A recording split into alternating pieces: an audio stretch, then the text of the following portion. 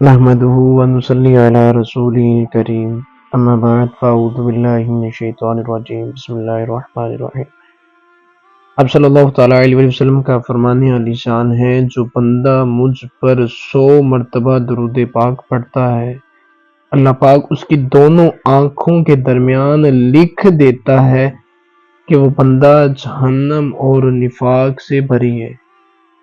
جو بندہ درود پاک کثرت سے پڑھتا ہے، اللہ پاک اس کے دل میں اپنی اور اپنے رسول کی سچی محبت ڈال دیتا ہے، اور درود پاک پڑھنے کا جو حق ہے اس کو پورے حق سے ادا کیا کرے۔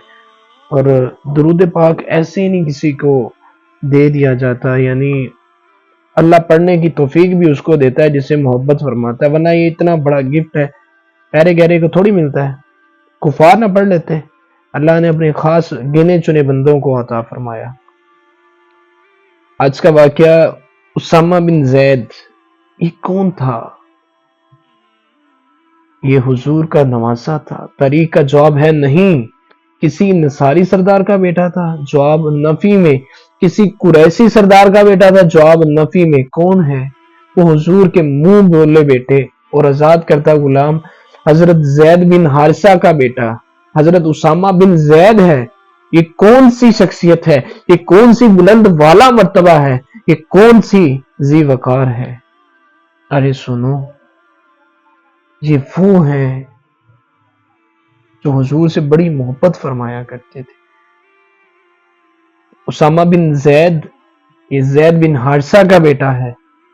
سنو لوگو، اس دن جو فتح مکہ کے دن حضور کے ساتھ بیٹھا ہوا ہے، یہ اس بات کا اعلان ہے کہ آج کی فتح غلاموں کو آزادی کا پیغام دے رہی ہے۔ ایک غلام کو یوں جگہ دی اور دوسرے غلام بلال حبشی کو کعبۃ اللہ کی چھت پہ چڑھا دیا اور کہا، بلال یہاں کھڑے ہو کر اذان پڑھو۔ سارے نیچے ہیں، حبشی اوپر ہے، اور اقبال نے فرما دیا، واہ اقبال تیرے بھی کیا کہنے۔ ارے اقبال فرمانے لگے، اذان ازل سے تیرے عشق کا ترانہ بنی، اذان ازل سے تیری عشق کا ترانہ بنی، نماز تو اس کی دید کا ایک بہانہ بنی، واللہ نماز تو اس کی دید کا ایک بہانہ بنی، ادائے دید سراپائے نیاز سی تیری، ادائے دید سراپائے نیاز سی تیری، کسی کو دیکھتے رہنا نماز سی تیری۔ اللہ اکبر۔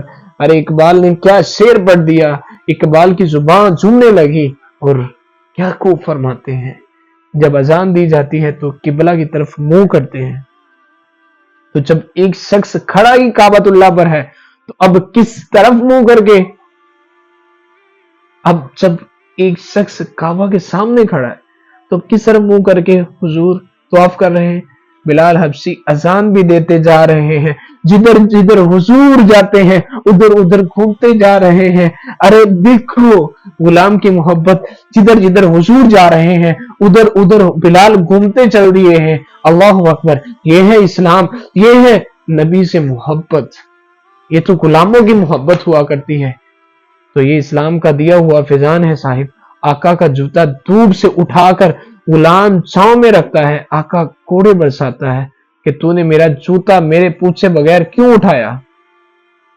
وہ کہتا ہے کہ دھوپ میں خراب ہو رہا تھا۔ آقا دلیل ماننے کے لیے تیار نہیں تھے۔ آقا کہتا ہے کہ تو خود سر ہو گیا ہے، تو متکبر ہو گیا ہے، تیری ہوئے غلامی بدلنے لگی ہے، تجھے اپنی اوقات یاد نہیں ہے، میرے جوتے کو بغیر پوچھے ہاتھ لگا رہا ہے۔ تیری اوقات جب غلام کو اس معاشرے میں یہ حیثیت دی جاتی تھی۔ تو اقبال کہتا ہے، غلامی کیا ہے ذوق حسن زیبائی سے محرومی، جس زیبائے کہے آزاد بندے ہیں وہی زیبائے، بھروسہ کر نہیں سکتے غلاموں کی بصیرت پر، بھروسہ کر نہیں سکتے غلاموں کی بصیرت پر، کہ دنیا میں فقط مردان حر کی آنکھ ہے بینا، اس کی اس بصیرت کو ماننے کے لیے کوئی تیار نہیں کہ تیری جوتی دھوپ میں خراب ہو رہی تھی۔ آقا کہہ رہا ہے کہ تو متکبر ہو گیا، تو نے میرے جوتے کو میرے پوچھے بغیر ہاتھ لگایا ہے، جس غلام کی یہ حیثیت ہے، آئیے دیکھیے کہ جب وحی کا نور پھیلتا ہے، اجالے ہوتے ہیں، زمانہ روشنوں کی حصار میں آتا ہے، حضور معراج پر گئے، واپس پلٹے، کہا بلال تو کون سے نیک عمل کرتا رہا کہ میں نے جنت میں تیرے قدموں کی آہٹ کو سنا ہے؟ کیا خیال ہے؟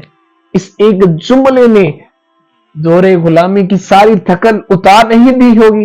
بلال حبشی جب یہ سن کر بلال حبشی نے جب یہ سنا کیسے جمے ہوں گے؟ بلال فرش سے اٹھ کر فراز عرش پہ نہیں پہنچ گیا ہوگا؟ یہ اللہ والوں کی محبت ہے، ان کو انعام اس قدر ملتے ہیں، پھر یہ اللہ کا دیا ہوا دین ہے۔ غلاموں کے حقوق کا لحاظ اور ان کا خیال رکھنا، ان کے ساتھ حسن سلوک کی ترغیب حضور کی آج آخری وصیت امت کے نام تھی۔ جب حضور نے وصال فرمایا، آخری وصیت حضور نے جو امت کے نام فرمائی ہے وہ دو وصیت ہے، الصلاۃ، لوگو نماز، یہ تمہارے پیغمبر کی آخری وصیت ہے۔ آج ہر بندہ ٹائم کے نام پر نماز چھوڑ رہا ہے۔ صبح حشرات الارض بھی اپنے بلوں سے نکل کر اپنے رب کا نام پکار رہے ہوتے ہیں۔ یہ اشرف المخلوقات لمبی تان کے سویا ہوا ہوتا ہے۔ تمہارے رسول کی آخری وصیت کیا تمہیں یاد نہیں؟ الصلاۃ، لوگو نماز، اور دوسرا فرمایا وما ملکت، وہ کمزور کے بارے میں اللہ سے ڈرنا۔ ایک تمہاری بیویاں اور ایک تمہارے غلام اور لونڈیاں، یہ دو کمزور ہیں، کچھ نہیں کہہ سکتے، تم جو مرضی ظلم کر لو، وہ کیا کہیں گے؟ نہ بیوی نے بھاگ جانا ہے نہ غلام نے بھاگ جانا ہے، تو فرمایا ان کے ساتھ حسن سلوک کیا کرو۔ آج ہم دیکھتے ہیں کہ نہ تو بیوی کو صحیح سے حقوق مل رہے ہیں، نہ تو غلاموں کو ہمارے تاجر حضرات بہتر جانتے ہیں۔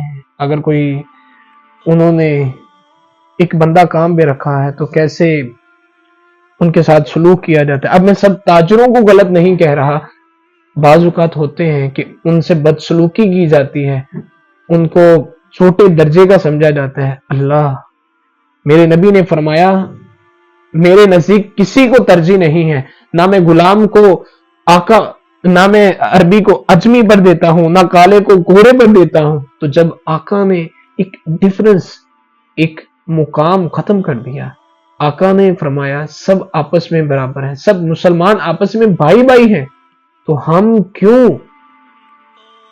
کیا ہم معاذ اللہ آقا سے بڑھ کر ہیں؟ استغفر اللہ، معاذ اللہ، کبھی بھی نہیں۔